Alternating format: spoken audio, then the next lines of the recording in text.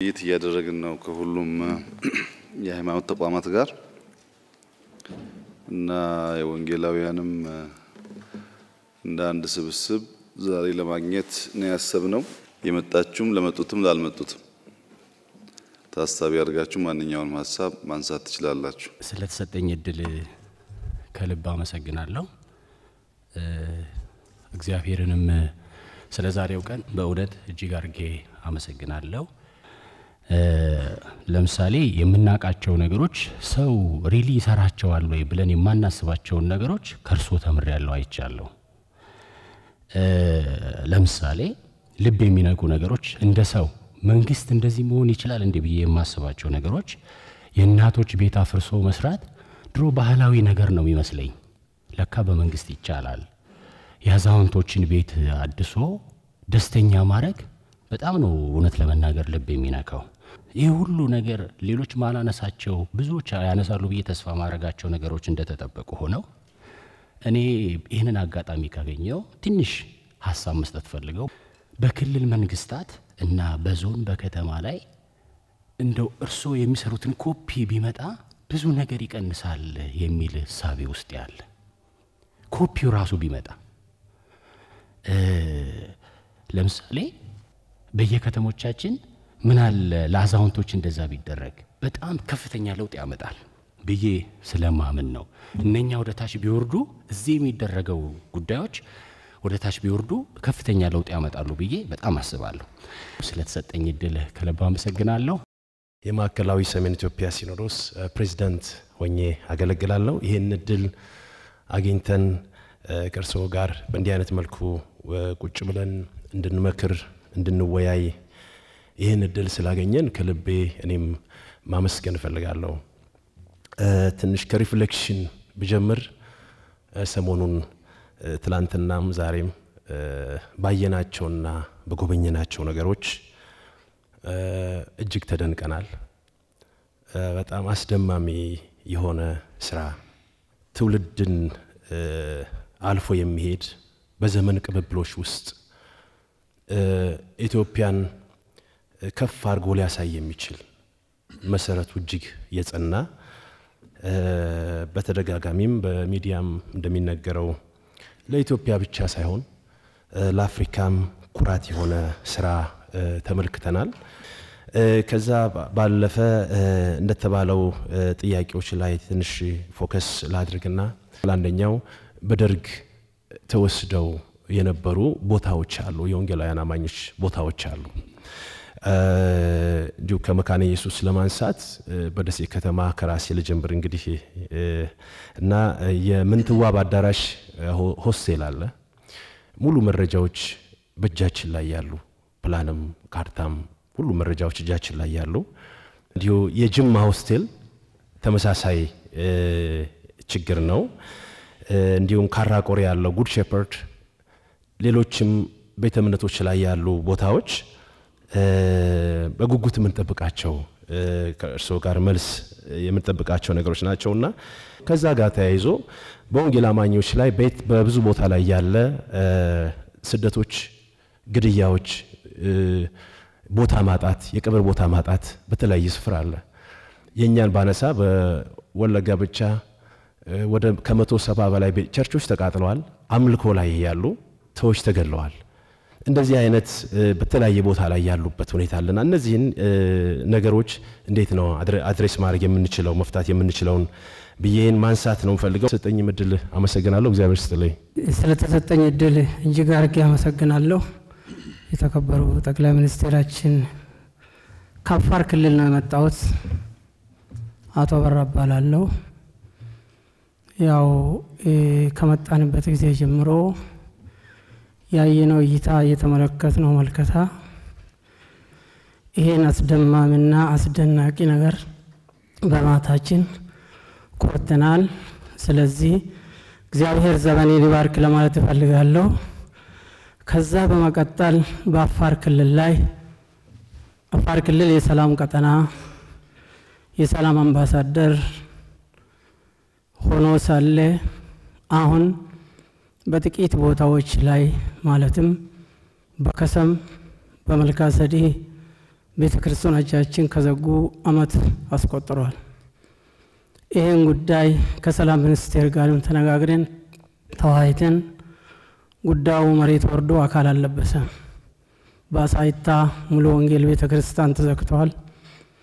ስለዚህ ጠቅላይ ሚኒስቴር ይህንን ጉዳይ ታችሁ ተመልክታችሁ ይህንን አፋጣኝ መልስ እንድትሰጡን አደራ ለማለት እፈልጋለሁ። ምክንያቱም የአፋር ሕዝብ ማንም ብሔረሰብ መብቱ ተከብሮ ሰብአዊ ክብሩ ተጠብቆ ጉድፈቻ ልጅ ሳይሆን አንገፋ ልጅ ሆኖ የሚኖርበት ክልል ነው።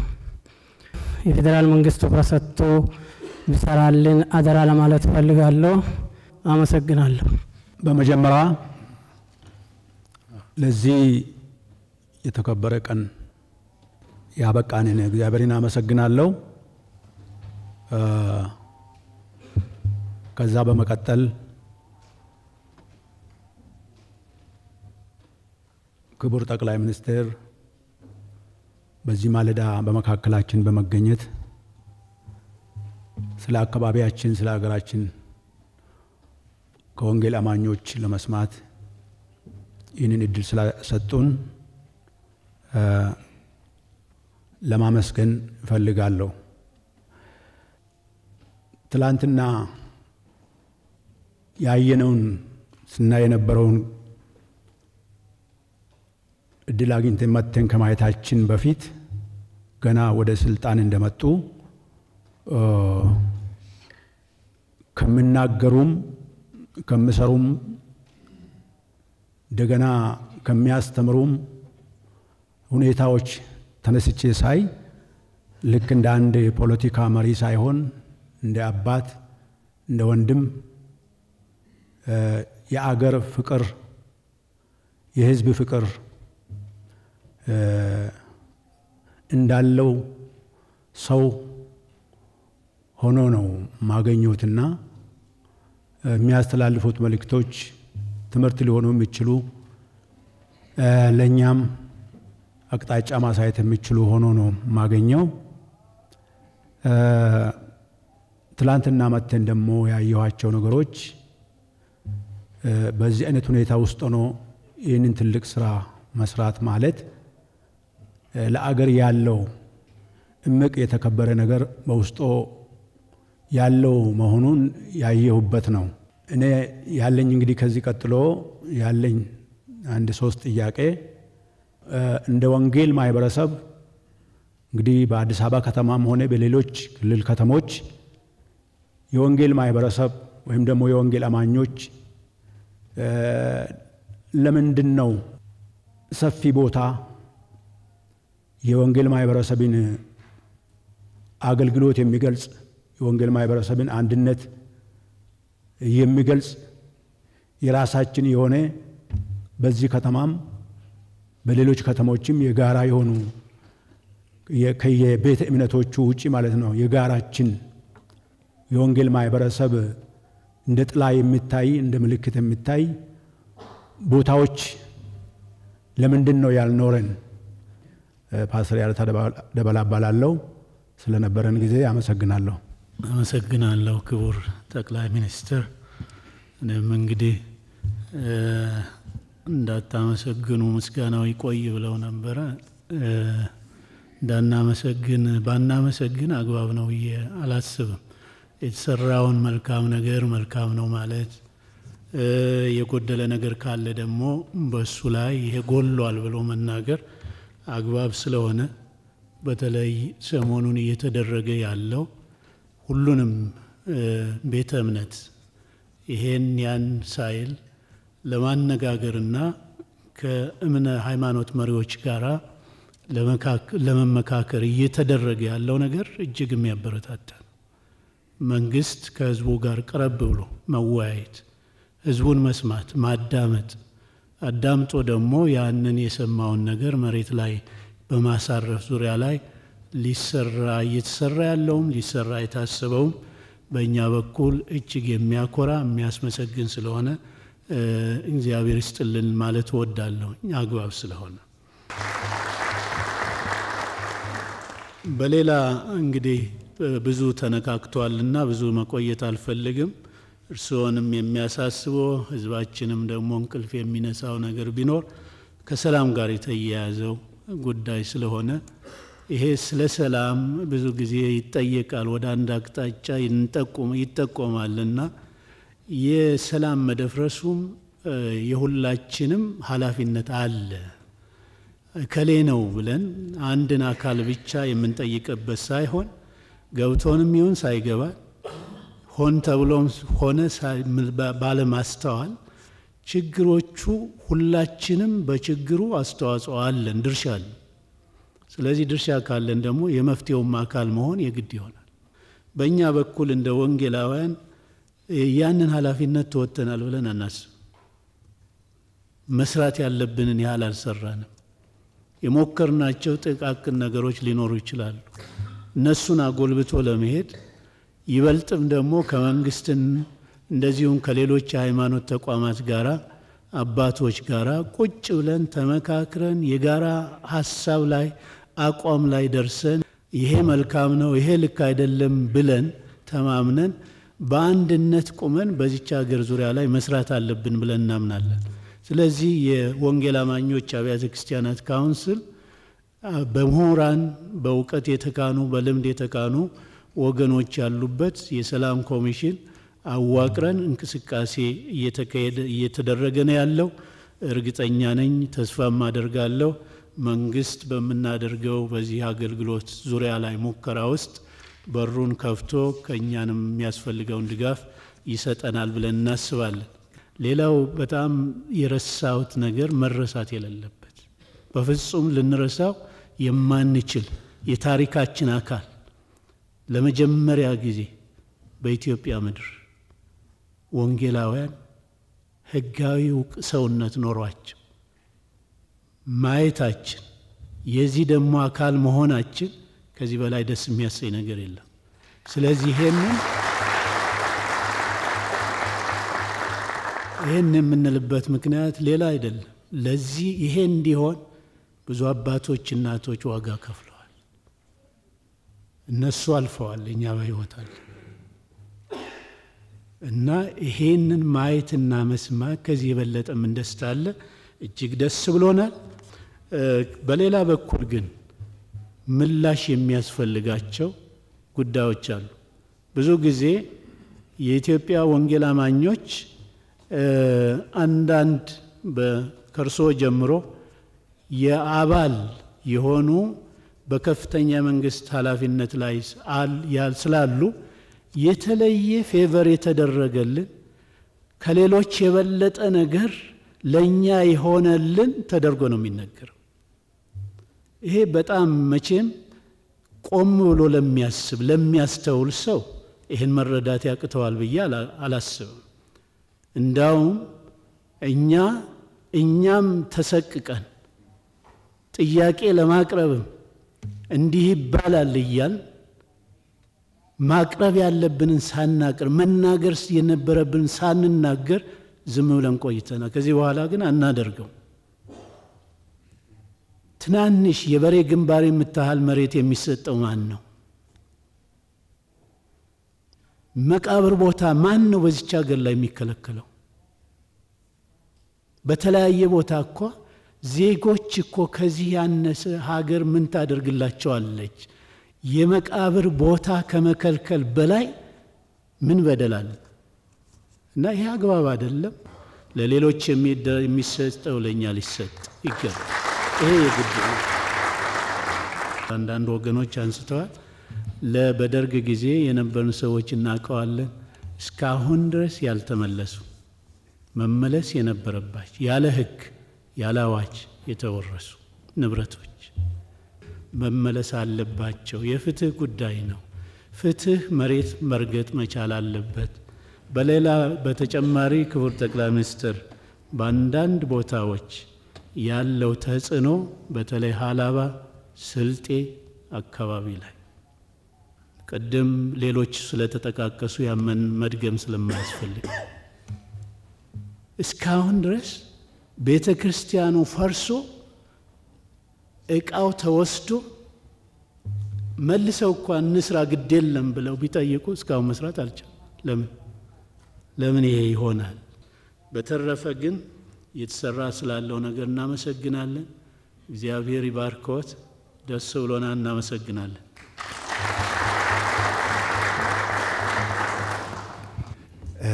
በመጀመሪያ ስለተሰጠኝ እድል አመሰግናለሁኝ።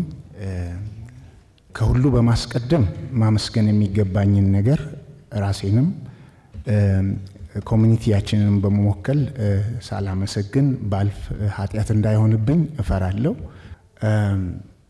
ወደ ስልጣን ከመጡበት ማግስት ጀምሮ ኖቲሰብል የሆነ ይሰሩት የነበረው አንዱ ስራ እያንዳንዱ የእምነት ቤት ውስጥ በውስጣቸው ያሉትን ልዩነቶች ፈተው በጋራ ጠንክረው የተደራጁበትን የሃይማኖት ስራ እንዲሰሩ በፍጹም ቅንነት የበኩሎትን አስተዋጽኦ በሚታይ ሁኔታ ሲሰሩ ቆይተዋል።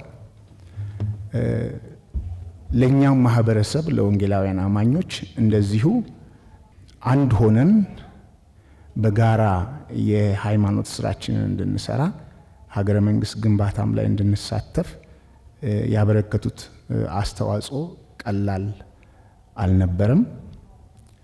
ከዚህም የተነሳ እግዚአብሔር የተመሰገነ ይሁንና አሁን ዛሬ በዚህ ማለዳ በዚህ ስፍራ በፊቶት ተሰባስበን ባለንበት ጊዜ በምክሮት ብዙ ጊዜ ስሉ እንደነበረ በአንድ ላይ በዚህ በካውንስሉ መድረክ ተደምረን ያለን የድምራችንን ውጤት ደግሞ የጋራ አድርገን ያሉ እድሎችን ሲዝ ለማድረግ ተግዳሮቶችን ደግሞ በጋራ ለመከላከልና ለመመከት ከመቼም ጊዜ በተሻለ ፖዚሽን ላይ ነው ያለነውና ለዚህም ስላበረከቱት አስተዋጽኦ እግዚአብሔር ይባርኮት በጣም ልናመሰግኖት እንወዳለን። ቅድም ሲባል እንደነበረ ዛሬም ቢሆን በአራቱም ማዕዘናት የሚደርሱብን ስደቶች እንዲህ የሚባሉ አይደሉም እና መንግስቶት ለዚህ ትኩረት ሰጥቶ እነዚህን ችግሮች እንዲፈቱ ሊያደርግ ይገባል የሚል ጩኸት አለ። እንደ አላባ ባሉ ስፍራዎችና በአራቱም ማዕዘን ይሄ ቅድም ሲነገር እንደነበረ ስደቱ እንደቀጠለ ነው ያለውና ይሄ ነገር ታሳቢ ቢደረግ መልካም ነው። እኛ እንደ ወንጌላውያን መንፈሳዊ ማህበረሰብ ብቻ ሳንሆን ከፀሐይ በታች በዚህ ምድር ላይ ሳለን ማህበራዊ ኢኮኖሚያዊና ፖለቲካዊ ማህበረሰብም እንደመሆናችን በሀገረ መንግስት ግንባታ ላይ ተገለን ልንኖር አንችልም፣ አልኖርንም ልንኖርም አንችልም። ስለዚህ ፖለቲካውም ላይ ኢኮኖሚውም ላይ ማህበራዊውም ላይ መንፈሳዊውም ላይ ተሳትፎ ይኖረናል። ስለዚህ ፖለቲካው ላይም ኢንቮልቭመንት ሊኖረን እንደሚገባ ይሄ ናቹራል ተደርጎ ሊቀበል ሰዎች ሊቀበሉት የሚገባ ጉዳይ ነውና አዲስ ናሬቲቭና አዲስ ባህል ሊፈጠር ይገባል።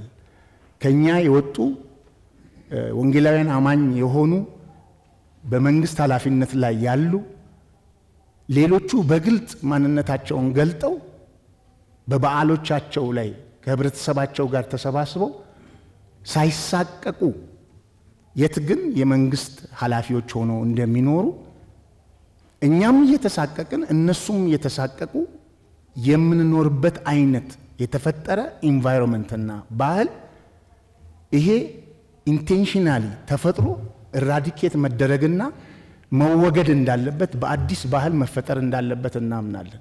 ሌላው ማንሳት የምንፈልገው አሁንም በኦሮሚያ ክልል ላይ የሰሚ ጆሮ ያጡ የአብያተ ክርስቲያናት ብዙ ችግሮች አሉ። ደብረ ዘይት የሙሉ ወንጌል ቤተ ክርስቲያን ፕሮፐርቲ ተቀምጦ ወይም ታግቶ ነው ያለው። እንዲሁም የቃለ ሕይወት ቤተ ክርስቲያን ለአመታት ለዴኬድስ የተመለከበትና ንብረት ሆኖ ህጋዊ ንብረት ሆኖ የነበረ እንደዚሁ ችግር ላይ ነው ያለነው። ድሬዳዋ እንደዚሁ የመካነ ኢየሱስ አለ። እነዚህ ላይ ብዙ ብለን ያሉትን የክልል መንግስታት ለማነጋገርና ይህን ለመፍታት ሞክረን ተንጠልጥሎ ያለ ጉዳይ ስለሆነ አሁንም ፌዴራል መንግስት በዚህ ጉዳይ ላይ ጣልቃ ገብቶ የህዝባችንን ጩኸት እንዲመልስ እንጠይቃለን። አመሰግናለሁ። እሺ፣ ስለተሰጠኝ እድል በጣም አመሰግናለሁ። ትላንትና ባየነው ነገር እጅግ ደስተኞች ነን። እየተሰራ ያለውን ስራ እግዚአብሔር ይባርክ፣ የሚሰሩትንም እጆች እግዚአብሔር ያበርታ ለማለት እወዳለሁኝ። ዛሬም ላቀርብ የምፈልገው ጥያቄ የስነ መለኮት ተቋሞቻችን እውቅና በሚመለከት ጉዳይ ነው። መጽሐፍ ቅዱስ ኮሌጆቻችን፣ ሴሚናሪዎቻችን ከሀገር ውጭ ባለ ተቋማት ነው እውቅና እያገኙ ያሉት። እነዛ እውቅና ሰጪ አካላት ደግሞ የሎካል ላንጉዌጅ የሚሰጠውን ትምህርት እውቅና ይሰጡ። ስለዚህ ትምህርቱ ውስን ይሆናል ማለት ነው። የስነ መለኮት ተቋሞቻችን ብቃታቸው በጣም ከፍተኛ ነው። በላይብረሪ ቢሆን ባላቸው ዝግጅት፣ በአስተማሪ ብቃት ባላቸው ይዞታ እንደዚህ ግን ከዓለም ዙሪያ ተማሪዎች ተሰብስበው መምጣት አልቻሉም። ምክንያቱም እዚህ እውቅና ስለሌላቸው ማለት ነው። እውቅና ማግኘቱ በሁለቱም መንገድ ይረዳል። ሀገር ውስጥ የሚሰጠውን በሎካል ላንጉዌጅ የሚሰጠውን ትምህርት ያበረታታል። ከዓለም ዙሪያ ደግሞ ተማሪዎች መጥተው እንዲማሩ ያደርጋል። ከኢትዮጵያ ብዙ የሚማሩት የሚቀስሙት ነገር ይኖራል ማለት ነው። እርስዎ ጥያቄዎቻችንን ሰምተው አቅጣጫ አስይዘዋል። ጥናት ተጠንቷል። በጣም ጥልቀት ያለው ጥናት፣ በጣም ግሩም የሆነ ጥናት ነው። እውነት ለመናገር ግን ቆሟል። ወደፊት መሄድ አልቻለም። ስለዚህ ይህንን በአክብሮት መጠየቅ ፈልጋለሁ። ወደፊት እንዲሄድ እንድታደርጉ አመሰግናለሁ። በእንዲህ ያለ ሁኔታ ደግሞ የውስጣችንን እንድንናገር ስለተፈቀደልን ክቡር ጠቅላይ ሚኒስትርን አመስግነን አናበቃም። ይሄ እድል የማይገኝ ስለሆነ በውድ ዋጋ የተገኘ ስለሆነ አክብረነው ብንይዝና ብንገለገልበት መልካም እንደሆነ ይሰማኛል። ክቡር ጠቅላይ ሚኒስትር፣ እኔ ከሁሉም እዚህ ካሉት ሽማግሌው ስለሆንኩኝ እንደ ሽማግሌ ስለ ሽምግልና ብናገር የሚያስከፋ አይመስለኝም። የኢትዮጵያ ባህል በአገር ሽማግሌ የታነጸና የታወቀ የተለመደ ስለሆነ የአገር ሽምግልና ደግሞ የሚሰራው በእርቅና በሰላም እንደመሆኑ መጠን እንድንታሰብና ጠቃሚ ሪሶርስም ስለሆነ ሆነው ብለን ስለምናምን እኔ የአገር ሽማግሌዎች ሰብሳቢ ነኝና ክቡርነቶን የምንጠይቀው ይህንን ጠቃሚ ሪሶርስ ብለን የያዝነውን የመጨረሻችንን ልንረዳ የምንችለውን ልናደርግ እንፈልጋለንና የክቡር ጠቅላይ ሚኒስትር የሽማግሌዎችን ጥያቄ እንዲመልሱልን። ሽማግሌዎች እንሸምግል ብለን ነው፣ ሌላ ነገር የምንጠይቀው ነገር የለም። በተቻለ መጠን የአገር ጉዳይ የሰላም ጉዳይ ከተሰራው እኩል መታሰብ ያለበት ነው ብዬ ነው የማምነው። አብረነዎት እናገልግል ለማለት ነው። እግዚአብሔር አብዝቶ ይባርክልን። እጅግ በጣም አመሰግናለሁ። ግርማ ሀናኖ ይባላለሁ። በመሰረቱ አስተማሪና ሰባኪ ነኝ። አስቀድሞም ቢሆን ክርስቲያኖችም ሆነን ሰላም የለም በማለት ኑሮ ተወደደ በማለት ኑሮን ሆን ብለው ያስወደዱት ሰላምን ያፈረሱት ሰዎች ድምፅ ማጉያ ሆነን እያየሁ ይቆጨኝ ነበር። ታያላችሁ፣ የዚህ የልጃችን አገልግሎት እንደዚህ ብትሉም ኢትዮጵያን ያሸልማል። በሕይወቴ ዘመን አያለሁ እያልኩ ነበር፣ ፎካከር ነበር። ያ ሆኖ አየን። ስለዚህ ኢትዮጵያ ትሸለማለች። ምስጋና ብቻ ሳይሆን ትሸለማለች ኢትዮጵያ እንደገና። ወደ ሰላም ጉዳይ ሳልፍ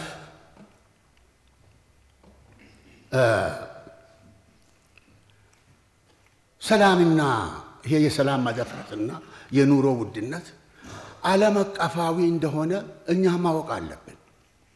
እኛ አውቀን ማሳወቅ አለብን ለዜጎቻችን፣ በየአካባቢያችን፣ ለሕዝባችን። ከዩክሬንና ከረሽያ ጦርነት ጀምሮ የማዳበሪያ፣ የስንዴ፣ የሌሎችም አገልግሎቶች በዓለም ሁሉ ላይ፣ ሌላ ደግሞ የአየር ጠባይ መለዋወጥ 7 ዘመናዊ ቀፎ ነበረ ንብ። በአዲስ አበባ ምድር 11 ዘመናዊ ቀፎ ነበረ። የአየር ጠባይ መለዋወጥ በጣም ንቦችን ሳይቀር እንዴት እንዳስቸገረ ጥናት አለ። ለምንድን ነው የምናስተጋባው የሌሎችን? በተለይም በሰላም ጉዳይ እኛ የምናምነው የሰላም አለቃ ነው። የሰላም መልእክተኞች ነን። የሌሎች ድምፅ በመሆን ፋንታ የሰላም መልእክት ለምን አናዳርስም? በቤታችን ካለ በልባችን ካለ ለምን የሰላም መልእክተኛነትን ተልእኮ አንወጣ? በየሰፈራችን ከቤታችን አንስቶ አሪፍ ነጋዴ የተወደደውን ነገር ነው፣ በገበያ የሌለውን ነገር ነው ካለበት አምጥቶ የሚቸረችረው የሚያዳርሰው ትርፍ የሚያገኘው። የባትሪ ጥቅም ጨለማ ባየለበት ነው የሚታወቀው። እኛ የሰላም መልእክተኞች ነን እያል በሰላም ጊዜ ሰላም መልእክተኞች መሆናችን ጣዕም አጥቶ የነበረ አሁን ሰላም የለም የሰላም ጨለማ ነው በሚባልበት ጊዜ ለምንድን ነው የእኛን ብርሃን ቦግ አድርገን የማናበራ? በቤታችን ከሌለ በመጽሐፍ ቅዱስ ጠቋሚነት ካለበት በጸሎትና በጥናት አምጥተን ለምንድን ነው ሰላም በገበያ ላይ እንዲኖር የማናደርገው? በዚህ ፋንታ አሜሪካ እሸሻለሁ አገር ይለውጣለሁ የሚሉትንም ሰዎች ሰምቻለሁ። አሜሪካ ምን ሰላም አለ? አሁን ዘመኗ አልቆባታል። ምን ሰላም አለ? በእያንዳንዱ ቤት ጠመንጃ አለ። አባት ልጅ፣ ሴት ልጅ ሳትቀር አእምሮው የነቃበት ከጓዳ ጠመንጃ ይዞ ሄዶ ተማሪንና አስተማሪን በአንድ ጊዜ ነው ሙልጭ የሚያደርገው። አገር ጠቦባት ጨረቃ ላይ ለማጓጓዝ እያጠናች ይመስላል። እሷም መሸሻ አጥታ ባለችበት ይህንን አክብረን ይህንን አልምተን በመጠቀም ፋንታ እንዴት ነው ሌላውን የምንመኘው? እኛ የሰላም መልእክተኞች መሆን አለብን የሚል ቅንያት አለ። ስለ ኑሮ ደግሞ ስናስብ አገሩ ለምለም ነው።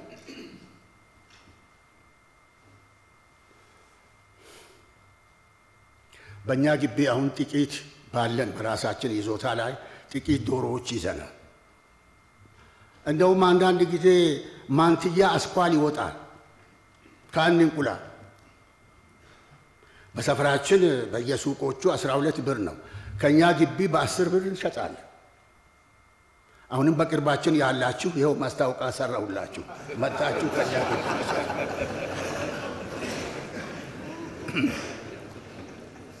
ስለዚህ አሁን ኢኮኖሚም በጠፋበት ጊዜ ለምንድን ነው ገበያን ለመሙላት እኛ ተግተን የማንሰራው?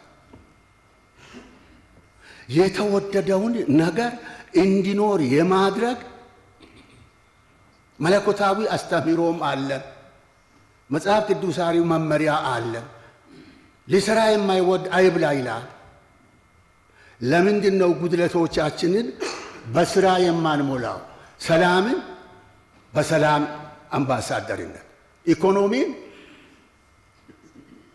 በልማት ጀግንነት የልጃችንን ፈለግ ተከትለን ምክሩን ተቀብለን ለምንድን ነው ጉድለቶችን የማንሞላው? ይሄ ከሆነ ኢትዮጵያ እንደገና ትሸለማለች። አመሰግናለሁ። እጅግ በጣም አመሰግናለሁ ክቡር ጠቅላይ ሚኒስትር። ስሜ ደቻሳ ይባላል። የመጣሁት ከዚሁ ከአዲስ አበባ ከኢትዮጵያ ወንጌላውያን ቤተክርስቲያናት ህብረት ነው። እኔ ማንሳት የፈለኩት እንዲሁ ራሳችንም እንደ ኢቫንጀሊካል ኮሚኒቲ ራሳችንም እንድናይ ሌሎችም ሃይማኖቶች አይ ቲንክ የውስጣችን አንድነት መላላት በውስጥ አንድ አለመሆናችን በውስጥ በራሳችን ሰላም አለመኖሩ አይ ቲንክ ሰላማችን ወደ ሌላው እንዳይሄድ ጫና ያደርጋል አቅም ያሳጣል የሰላም መልእክታችን ጉልበት እንዳይኖረው ያደርጋል የሚል እምነት ስላለኝ እሱን አይ ቲንክ ማጠናከር በደንብ መስራት ያስፈልገናል የሚል ለራሳችን እግረ መንገድ አደራ ለማለት ፈልጋለሁ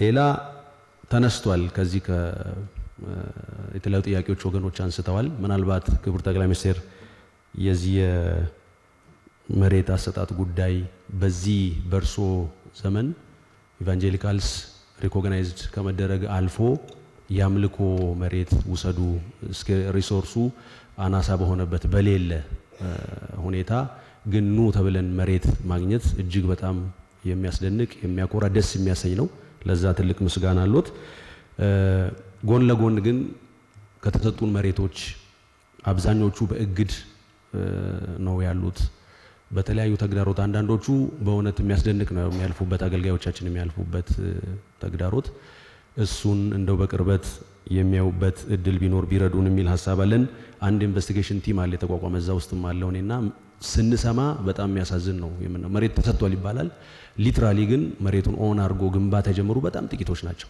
ረጅም ዓመት ሲንከባለል የመጣ በርካታ ተግዳሮት አለ እሱ ነገር ክብርት ከንቲባችንንም አግኝተን እናወራለን ብለን ሐሳባለን እንዲሁ ኢንፎርሜሽኑ እንዲኖሮት ነው በመጨረሻ እንደው አሁን ካለው የሰላም እጦት አንፃር እንደው ከኛ ምን ይጠብቃሉ አይ ቲንክ እሱን ያነሳሉ እኔም ባያነሳ ምንድነው ከኛ ኤክስፔክት የሚያደርጉት ቅድም አባታችንም ዶክተር ተስፋጽዮን አንስተዋል ከዛ የርሶን ኤክስፔክቴሽን ሰምተን እንደው በዛ ላይ ብንሰራ አሁን የተጀመሩ ነገሮች ኢትዮጵያን ባጭር ጊዜ የሚቀይሩ ስራዎች ናቸው የተሰሩ ያለው ሐሳብ እንደዛ ነውና ምን ኤክስፔክት ያደርጋሉ ከኛ የሚል ለማንሳት ነው እግዚአብሔር ይስጥልኝ በጣም አመሰግናለሁኝ እንግዲህ እንደ መካነ ኢየሱስ ሳልናገር ከወጣው ጥሩ አይሆንም ግን እዚህ ያለሁት በአንድ በኩል ደግሞ ካውንስሉን ወክዬ ስለሆነ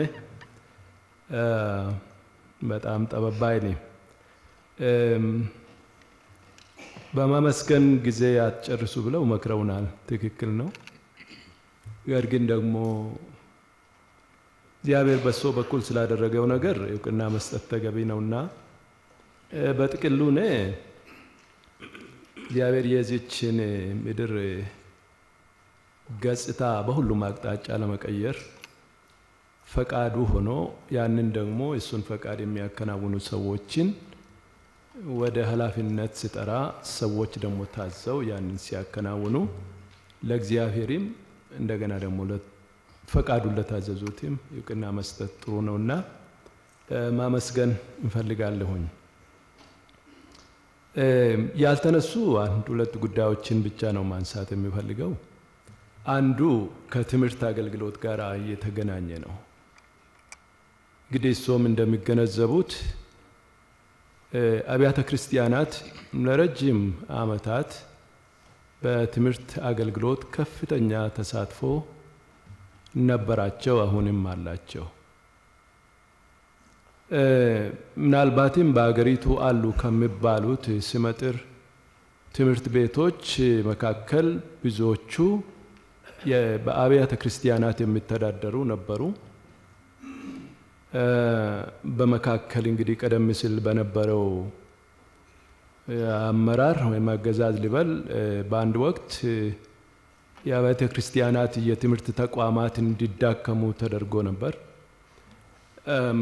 አሁን ከቅርብ ጊዜ ወዲህ እንደገና ያንን ለማንሰራራት ጥረቶች እየተደረጉ ነው በመንግስት በኩልም ጥሩ ትብብር እያየን ነው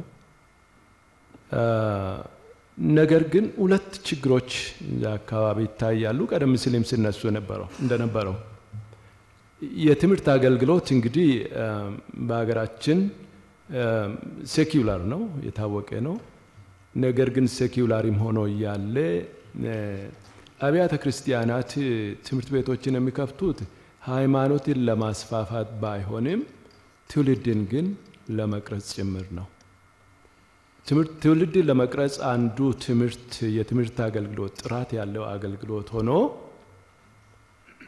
ከዛ ጋር ደግሞ የሰውን ስብዕና ማህበራዊ ይዘት ህይወት በሚገባው አቅጣጫ እንዲሄድ ለማድረግ ሃይማኖት ትምህርት ወይም ደግሞ ቢያንስ መጽሐፍ ቅዱስ ትምህርት ያስፈልጋል። በሌላ የግብረ ገብ ትምህርት የሚባል አለ እና አንዳንድ ቦታ ላይ በእርግጥ በብዙ ችግር ትምህርት ቤቶቻችን ያንን ኃላፊነት ለመወጣት የሚያደርጓቸው ነገሮች አሉ። እዛ ዙሪያ ጥያቄዎች ከዚህ በፊትም ነበሩ፣ አዲስ አይደለምና ምናልባት አሁንም መታሰብ የሚችል ነገር ካለ የሚል ነው። ሁለተኛ የአብያተ ክርስቲያናት ትምህርት ቤቶች እንግዲህ የሌሎችን ብዙ አላቅም፣ እንደ መካነ ኢየሱስ ከፍተኛ ትምህርት ቤቶች አሉን፣ ሃይ ስኩሎች አሉን፣ ኮሌጆችም አሉን፣ የጤና ማሰልጠኛ ተቋማትም አሉን። ከቅርብ ጊዜ ወዲህ እያጋጠመን ያለው የገቢ ግብር የሚባል ነው። አብያተ ክርስቲያናት የሚሰሩት የትምህርትም ሆነ የጤና አገልግሎት ማህበራዊ አገልግሎቶች ሁሉ ለህዝቡ ለህብረተሰቡ አገልግሎቱን ለማቅረብ ነው። ክፍተቶች ባሉባቸው ቦታዎች ያንን ክፍተት ለመሙላት ነው። ደግሞ ዛሬ የትምህርት አገልግሎት ሰፋ ባለበት ተደራሽነቱ ሰፋ ባለበት ሁኔታ ውስጥ ባልነበርንበት ጊዜ አንድ አለ የሚባል ትምህርት ቤት በአንድ አውራጃ በድሮ አባባል በአንድ ወረዳ የአብያተ ክርስቲያናት ትምህርት ቤቶች ነበሩ። ከዛ በኋላ ትምህርት ቤቶች ተከፍተዋል። እነዚህ አብያተ ክርስቲያናት ከ70 ዓመታት በፊት ከ80 ዓመታት በፊት ለያዟቸው መሬት ግብር እንዲከፍሉ የሚጠየቁበት ሁኔታ አጋጥሞናል። ይህንን በተለያዩ ሁኔታዎች መንግስት ዘንድ እንዲደርስ አድርገናል። ሁለተኛ ገቢ ግብር አለ ይባላል። በትክክል ተማሪዎች ቤተሰቦች በተወሰነ ደረጃ ኮስት ሼር እንዲያደርጉ በሚደረግበት ጊዜ ገቢ እንዳለ ይቆጠራል።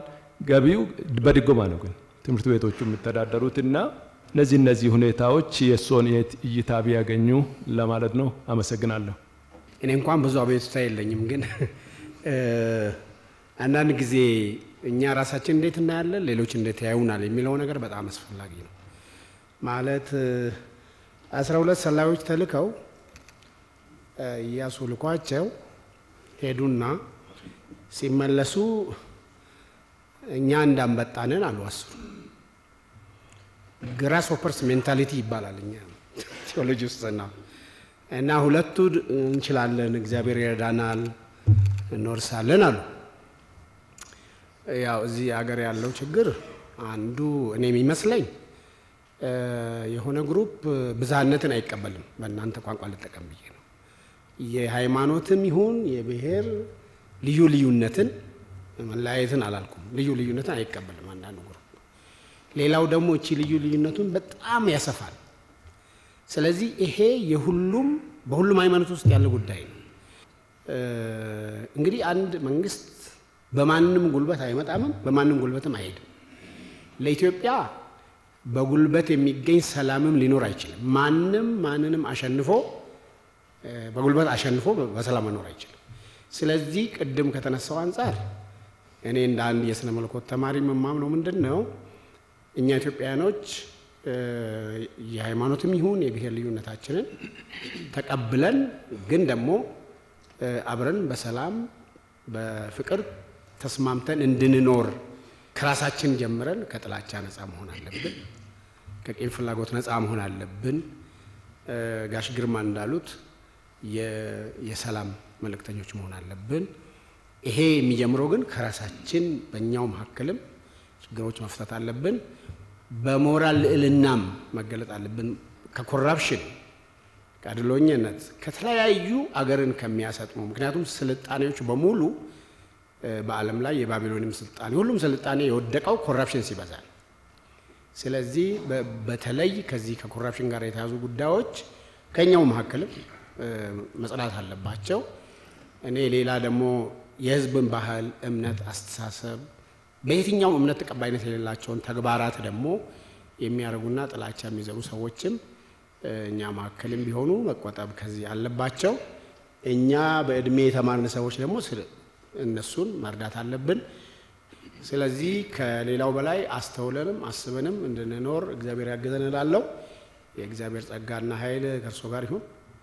እኛ እንግዲህ አንዱ ምን ለምነው እግዚአብሔርን ነው ለሀገራችን ሰላም እኛም በግላችን የምንችለውን እናደርጋለን ለማለት ነው። አመሰግናለሁ። በመጀመሪያ ስለተገናኘን እኔም ደስ ብሎኛል። አልፎ አልፎ መገናኘትና መወያየት ጠቃሚ ነው፣ ያስፈልጋል። ሁልጊዜ ማድረግ ግን አይቻልም። ግን በውይይት ደግሞ የሚገኙ ጠቃሚ ነገሮች አሉ፣ ጠቃሚ መረጃዎችም አሉ፣ ሀሳቦችም አሉና መሀል ላይ ማሰብ ጥሩ ነው። እኛ ጋር ትንሽ ስለሚበዛ ባላንስ እያደረጉ መሄድ ያስፈልጋል። ሁለተኛው አዲስ አበባ ላይ አየነው ስላላችሁት ጉዳይ በእኔ ይሆንባችሁ አላያችሁ፣ እዚህም አላያችሁም፣ ባላችሁበትም አላያችሁ።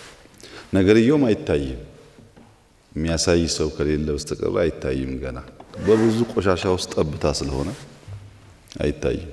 ፈልቅቆ ማየት ግን የእናንተ ጉዳይ ይሆናል። ቢኮዝ ከማየት ውስጥ ቢያንስ ልጆቻችሁ ብዙ ትምህርት ያገኛሉ። ዛሬም በሚኖራችሁ ቆይታ ራሱ የምታዩትን ቦታ አትዩ። የምታዩትን ቦታ ካላያችሁት ቦታ ጋር አያይዛችሁ እዚህ ጋር አንድ ዶት አለ፣ እዚህ ጋር አንድ ዶት አለ፣ እዛ ጋር አንድ ዶት አለ። ነጥላችሁ ካያችሁት ፕሮጀክት ነው። አያይዛችሁ ካያችሁት ግን አገር ነው የሚሰራው። በእንደዛ አይነት ምልከታ ማየት ብትችሉ ቸርቾቻችሁን ለመስራትም ያግዛችኋል። እንዴት ነው የተለያዩ ዶቶች አገናኝተን አንድ ተለቅ ያለ ነገር ማሰብ የምንችለው የሚለውን ለማየት ያግዛችኋል። በእኔ እምነት በሚቀጥሉት 4፣ 5፣ 6 ዓመታት አፍሪካ ውስጥ በጣም ምርጡ ከተማ ነው የሚሆነው አዲስ አበባ። በዛ መንገድ ነው የተሰራ ያለው። ብዙ ሰው ግን አያስተውልም። ለምሳሌ ሰሞኑን ለአፍሪካ ዩኒየን የመጡ ሰዎች በሙሉ በጣም ተደንቀው በጣም ተገርመው በ2-3 ዓመት ውስጥ ብለው 26 ሰው ጋር ነው የተገናኘሁት። 26ቱም ሰው አመስግኖ ነው ሄደው። ቸርቾች አካባቢ ለምሳሌ ወጣቶቹ ስቴጅ ላይ በጣም ጎበዝ ናቸው፣ ስቴጅ ያሳምራሉ። እሱን ውበት እንዴት ነው ወደ ምእመኑ የሚወስዱት የሚለው ጉዳይ ከማየት የሚመጣ ጉዳይ። ቸርቾች ማማር አለባቸው፣ ንጹህ መሆን አለባቸው፣ ጥያቄ የለውም። ግን ማማር ያለባቸው በቴሌቪዥን የሚታየው ፓርት ብቻ ሳይሆን ሰዎች የሚቀመጡበት ፓርት መሆን አለበት። ያን ለማምጣት ማየት ያግዛቸዋል። ሽማግሌዎቹ ተለቅ ያላችሁት ለእንቅስቃሴ ስለሚያግዝ፣ ወጣቶች ደግሞ ለመማር እንዲያግዝ፣ አንዳንዶች ደግሞ ደጋግመን አይተናል ያላችሁ ሰዎች በእኔ ይሆንባችሁ። አሁን ዩቲ ፓርክ እኔ ባስጎበኛችሁ አላያችሁትም። ቢኮዝ በየቀኑ ስራ አለ፣ በየቀኑ ለውጥ አለ። የሆነ ያያችሁት ፓርት አለ፣ ያላያችሁት ደግሞ ፓርት አለ እና በየጊዜው በማየት ትምህርት መቅሰም ጠቃሚ ይሆናል ብዬ አስባለሁ። እኛ ብልጽግና ስንል ሁለንተናዊ ብልጽግና ነው እኛ የምንለው። ሁለንተናዊ ብልጽግና የምንለው ለምንድን ነው? ኢትዮጵያ ውስጥ አሁን ችግሩ ስለ ደህንነት የምናወራው ከምግብ ከመጠጥ ከምናምን ጋር የሚያያዘው ጉዳይ ብቻ ነው። ሰላም የምንለውም አማራ ክልል፣ ኦሮሚያ ክልል በሚባል ማዕቀፍ ውስጥ ብቻ ነው የምንለው። እኛ ሁለንተናዊ ብልጽግና የምንለው ሰው በቁስ የሚያገኘውን ብቻ ሳይሆን በአእምሮ እረፍት የሚያገኘውንም ጭምር ነው። በቤቱ ያማረ ቤት መያዝ ብቻ ሳይሆን ወጣ ብሎ የሚንቀሳቀስበት አውድ መኖሩን ማረጋገጥ ነው። የኛ ፍላጎት በቁስ ብቻ አይመለስም። ለምሳሌ እናንተ ብዙዎቻችሁ ስለ ኑሮ ውድነት አንስታችኋል። ብልጽግና ስንል ሰዎች ቤት ያስፈልጋቸዋል፣ ፓርክ ያስፈልጋቸዋል፣ ትምህርት ቤት ያስፈልጋቸዋል፣ ደግሞ ውስጣዊ ሰላምም ያስፈልጋቸዋል። ያ ሙሉ ሲሆን ነው እንጂ ምግብ እያበላን በድብርት ቤዝመንት እየተኛ የሚውል ወጣት ከሆነ ምን ትርጉም አለው? የማየት አቅም፣ የማየት ብቃት፣ የማየት ጸጋ ውስጥን ከማሸነፍ ጋር የሚያያዝ ነው። ኢትዮጵያ ውስጥ ያለው ችግር ሰው የራሱን ድርሻ አለማወቅ ብቻ ሳይሆን ማነጻጸሪያ የሆነ ነገር ላይ ቆሞም ንግግር አለመናገሩ። ለምሳሌ ሰላም በሚመለከት ኢትዮጵያ ውስጥ ሰላም ችግር አለ። እኛ ብዝተን ሰላም እንፈልጋለን፣ ግን ሰዎች መጀመሪያ በሳምንት እናባራቸዋለን ይላሉ። በሳምንት ሲያቅታቸው ደግሞ ሰላም ጠፋ ይላሉ። ሳይንቲስቶች በአንድ ቦታ ላይ 8 ዝንጀሮ ይመርጡና እንደዚህ ባለ ሰፋ ባለ አዳራሽ ውስጥ ያስገባሉ። እነዚያ 8 ዝንጀሮዎች ለምርምር ነው የገቡት። በአንደኛው ጫፍ ላይ ሙዝ ያንጠለጥሉና የሚበላ ቀይ ሙዝ ያንጠለጥሉና ለመወጣጫ የሚሆን መሰላል ያበጃሉ። ዝንጀሮዎቹ ወደ ቤት ከገቡ በኋላ የመጀመሪያው ነገር መቀመጫቸውን ማስተካከል ነው። ከዚያ ቀና ሲሉ ሙዝ ያያሉ።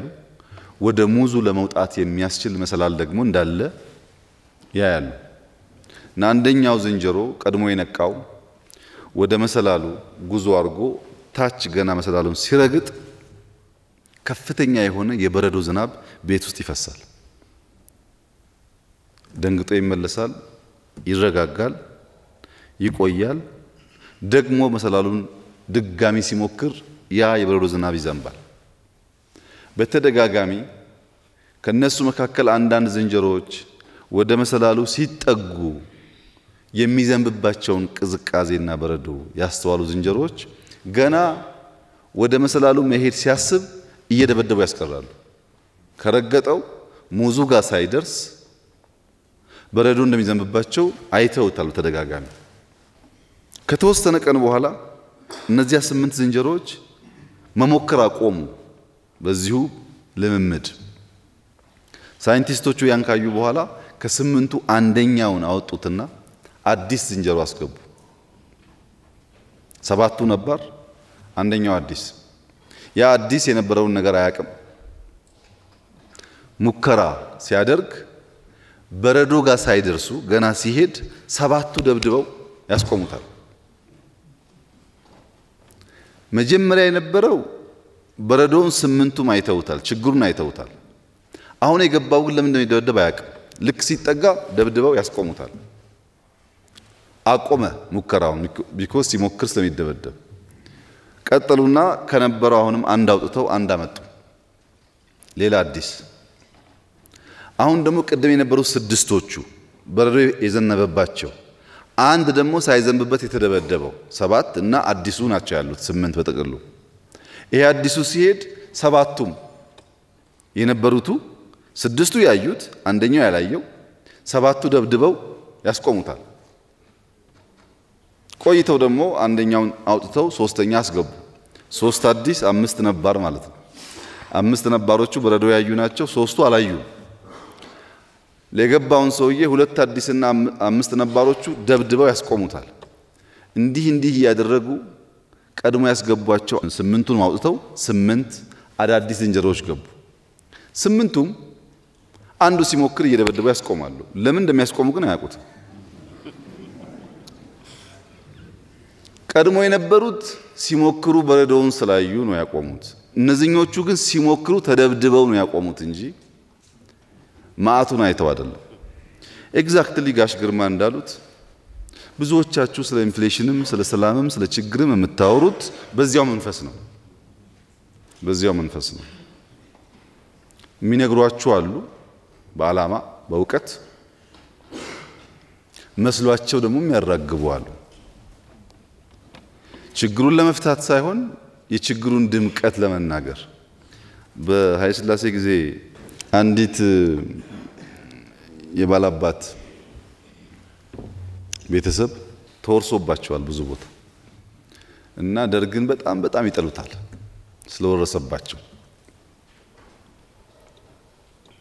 በዚያ ጊዜ ደግሞ ኢዲዩ የሚባል በረሃ ገብቷል፣ ታግሏል፣ የታገለ ነው ይባላል እና ኢዲዩ ነገ መጣ ከነገ ወዲያ መጣ ይባል ነበር እና ሴትየዋ ጧት ቡና ያፈሉና መንደርተኛውን ሰብሰብ አድርገው ሰማሽ ይላሉ። የደርግ 3 መኪና ወታደር ኢዱ አይሉትም በየቀኑ 3 ሲያልቅ ኢዱም ሳይመጣ መንግስቱም ቀጠለ። ምኞታቸውን ነበር የሚያወሩት። እሳቸው 3 ሲሉ ሴትዮዋ ወጥተው ስንት እንደሚሉ አላውቅም። እንደዚህ አይነት በምኞት የመስከር ነገር እኛ ውስጥ ይበዛል። ሽምግልና ያሉት ፓስተር ጥሩ ሀሳብ ነው። የሰላም ሚኒስትር አመራሮች ስላሉ የምትችሉትን ነገር ሞክሩ። በሰላም ወደዚህ መጥቶ ሰው በሰላማዊ መንገድ ኑሮውን መምራት ፖለቲካም ይሁን እምነትም ይሁን ሌላ ጉዳይ ከፈለገ እኛ በጣም እንፈልጋለን። ግን ይሆናል ወይ ብላችሁ ደግሞ በደንብ ማየት ጠቃሚ ነው። እኛ እኮ ሰላም ብለን እስረኛ በገፍ ፈታን፣ ሰላም ብለን ከውጭ ሀገር አመጣን፣ ሰላም ብለን ሾምን ያልተመረጡ ሰዎች፣ ሰላም ብለን ብዙ አደረግን። ሰዎች ግን በራሳቸው መመዘኛ በራሳቸው እሳቤ ለነሱ ሰላም ብለው የሚያስቡት አሁን ያለው መንግስት ከሌለ ብቻ ነው። እነዚህ ሰዎች ያልገባቸው እነሱም ቢመጡ የዚህ መንግስት አይነት ሀሳብ ያላቸው ሰዎች ደግሞ ነገ ሰላም ያውቃሉ። ሰላም ሊፈጠር የሚችለው በከፊል ፓስተር ጻድቁ እንዳለው መከባበር፣ ልዩነትን ማክበር፣ በስርዓት አብሮ መኖርን ስንፈቅድ ብቻ ነው እንጂ አንዱ ሲወጣ አንደኛው የክርክር ሀሳብ የሚያነሳ ከሆነ መቼም ቢሆን ኢትዮጵያ ውስጥ ሰላም አይኖርም። እና እንደ ዝንጀሮዎቹ መሆን የለብንም። ማረጋገጥ አለብን። የሚባለው ነገር አለ ወይስ የለም፣ የት ነው ያለው ብለን እያረጋገጥን ብንሄድ ጥሩ ነው። የጋራ ቦታ የአምልኮ ቦታ ቢኖረን በጋራ ብናመልክ የሚለው ሀሳብ ጥሩ ነው። መጀመሪያ አንድ ላይ መሆን ጥሩ ጅምር ነው። ይሄ አንድ ላይ መሆን ግን ጅምር ነው። ያንን ጅምር ማስጠበቅ ሂደት ነው፣ ፕሮሰስ ነው። መጀመሪያ አንድ ላይ ነን፣ ጉድ ቢግኒንግ። ግን ፕሮሰሱ ብር አለበት፣ ስልጣን አለበት፣ ምናምን አለበት። ለምሳሌ በዛሬው ምርጫ ውስጥ ቀረንና እኛ የሌለንበት የትኛው ወንጌላዊ ነው የሄደው የሚል ፉክክር አለበት። ነገ እንሰማዋለን። ሂደት ጣጣ አለበት። እንደ ጅምሩ ያማር አይደለም።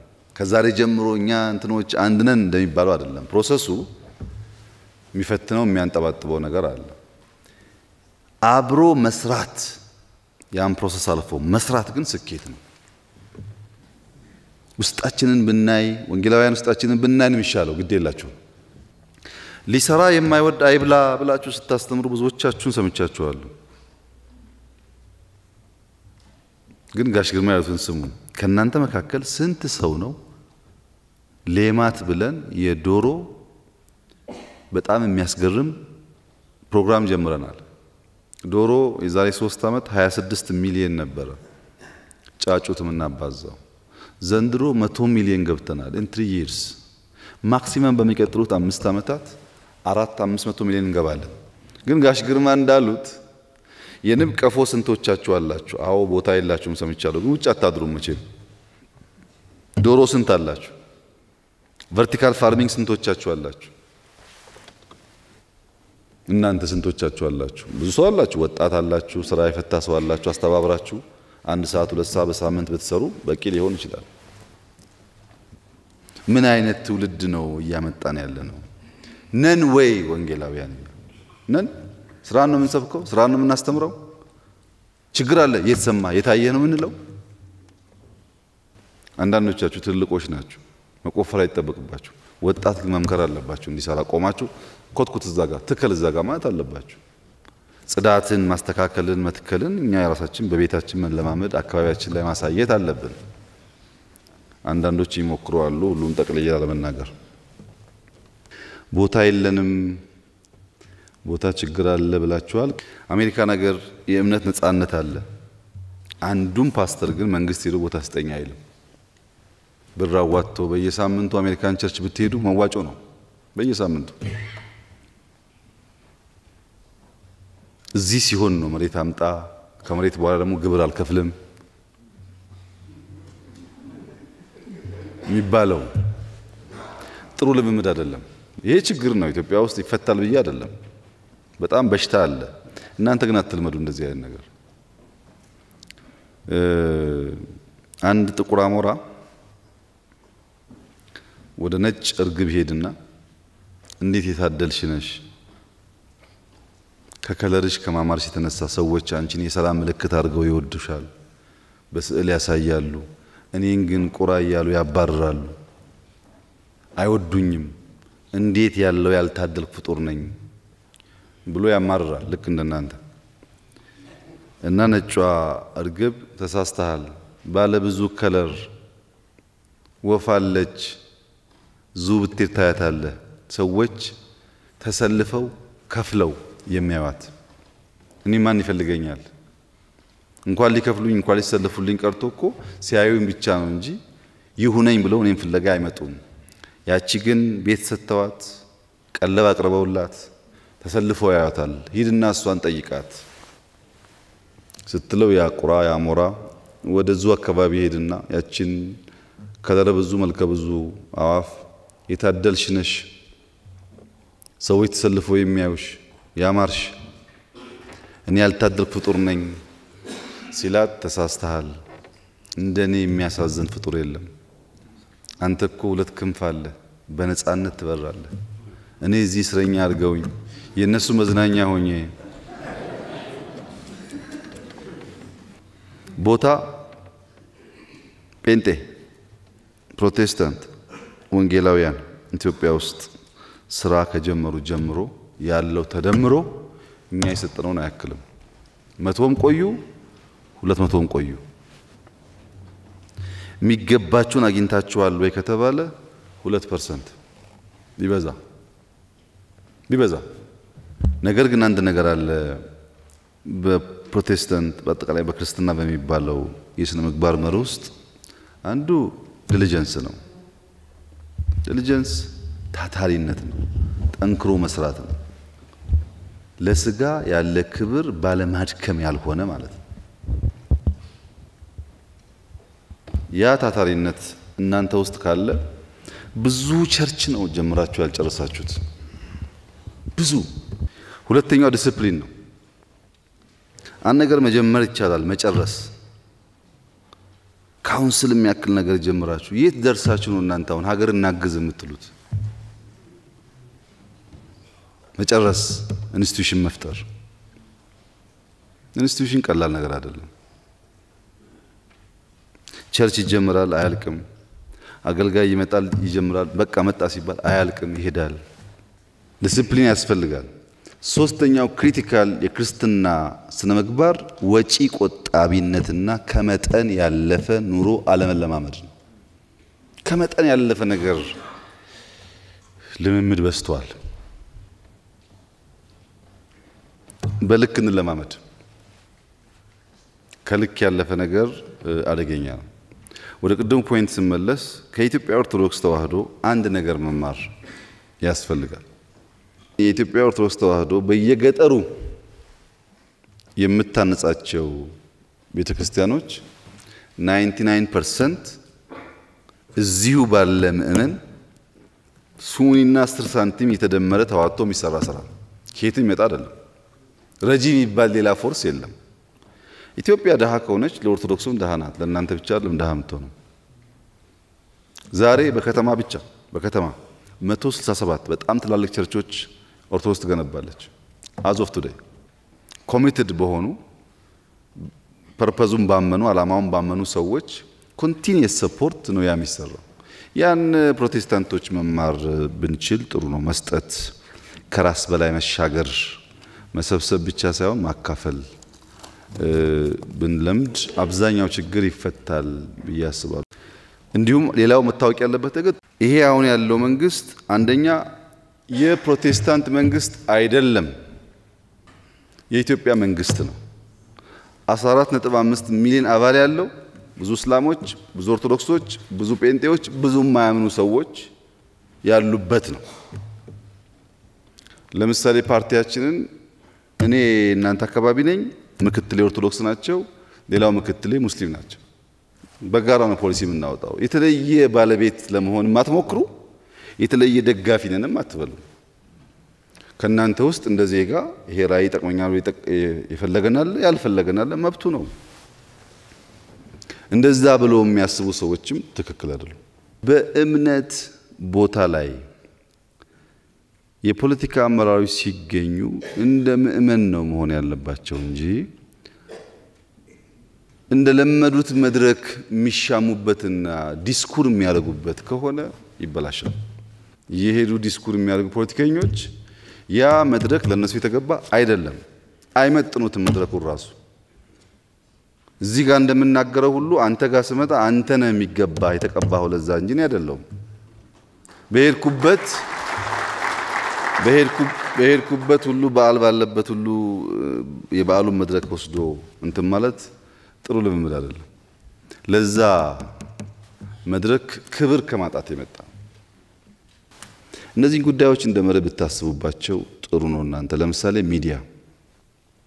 ሚዲያ እንኳን ለቸርቾች ለመንግስት አስቸጋሪ ነገር ነው። አሁን በጣም ብዙ ሚዲያ ነው ያላችሁ። የእሳቸው ሚዲያ በሚፈጥረው ስህተት እሳቸው ይናደዳሉ። ይሄ ሚዲያ በጴንጤ ስም ይላሉ። የስህተት ትምህርት ሊሆን ይችላል፣ የአነጋገር ዘዬ ሊሆን ይችላል፣ ሌሎችን መዝለፍ ሊሆን ይችላል። በጋራም ስለምትወቀሱ ስለምትሰደቡ አትወዱትም።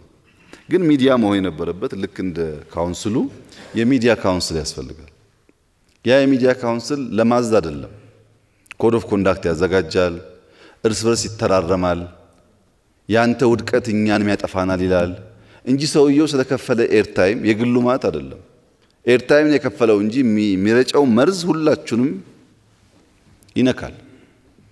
ዴሞክራሲ ነው ነፃ ነው ሲባል እንዴት ነው የምናስተዳድረው ነፃነቱን ብለን ካላሰብን በስተቀር ገንዘብ ያለው ቲቪ ያለው ራሱን ፓስተር ያለ ሰው እንደፈለገ የሚናገርና ወንጌላውያን ሲባሉ የሚባል ከሆነ ችግር ነው። አፋር፣ ሀላባ፣ ስልጤ፣ ኦሮሚያ ከመዘጋት ጋር ተያይዞ ያለውን የሰላም ሚኒስቴር እዚህ ስላለ ያንተ ስራ ነው። የዘጋችሁትን ቸርቾች በአስቸኳይ ክፈቱ ብለህ ንገራቸው። ከትምህርት ጥራት ጋር ቄስ ያነሳው እዛ ውስጥ ጊዜ አላባክንም። ግን ቄስ እንደምታውቀው 30,000 ገደማ ኪንደርጋርተን ገንብተናል እኛ ባለፉት 5 ዓመታት። አንድም ዩኒቨርሲቲ ያልገነባ ነው።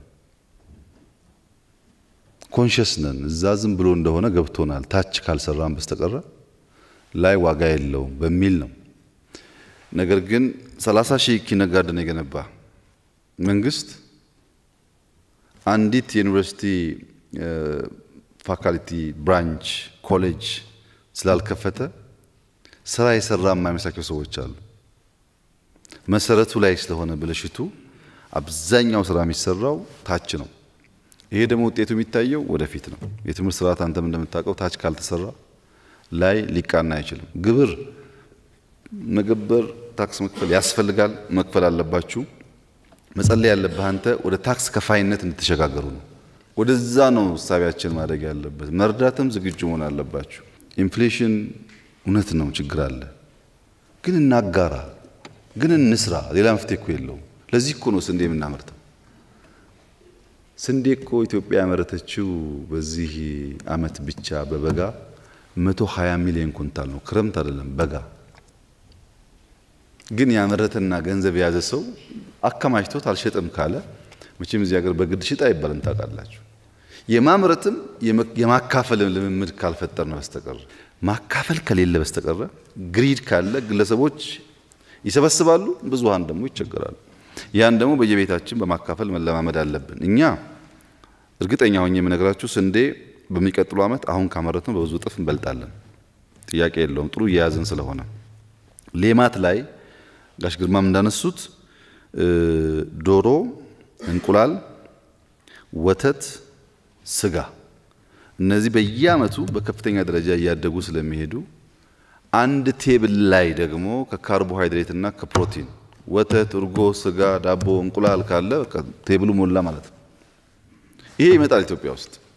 ግን ይሄን ቢመጣ የሚደፉ አሉ፣ የሚራቡ አሉ። ያን ደግሞ በጋራ ካልሰራን በስተቀር ብቻችን ልንሰራው አንችልም። አሁንም የሚደፉ በጣም ብዙ ናቸው።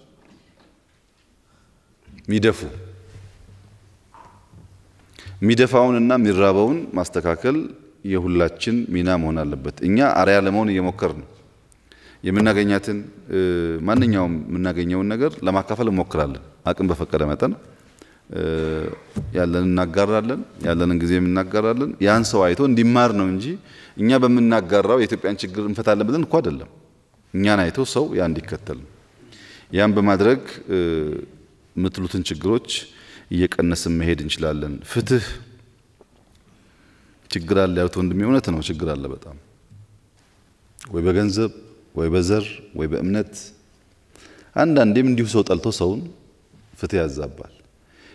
ይሄን ደረጃ በደረጃ በሪፎርም እየቀነስን የምንሄድበትን ነገር ማየት እሱን በተወሰነ ደረጃ ሚኒመም ስታንዳርድ የመንግስት ለማድረግ ጥረቶች መደረግ ይኖርባቸዋል።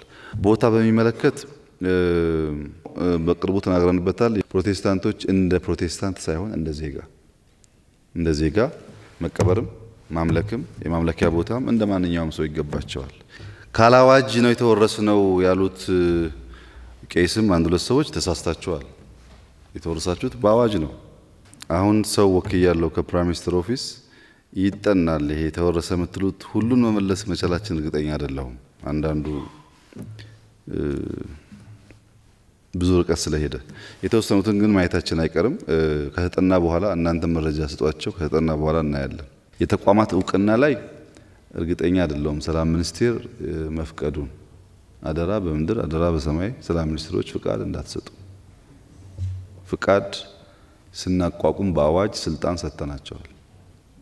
የካውንስሉ ስራ ነው።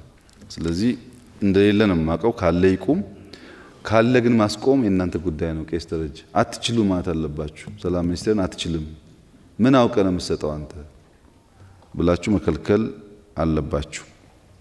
እንግዲህ ከሞላ ጎደል የመሬት እና የቦታ ጥያቄያችሁን እንዳልኩት ነው። እስካሁን ካለው የተወሰነ ተመልሶላችኋል፣ ብዙ ይቀራችኋል።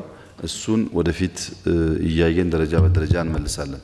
ግን መታወቅ ያለበት ነገር እኔ ጋር ስትመጡ የፌደራል መንግስት መሬት ኦን አያደርግም።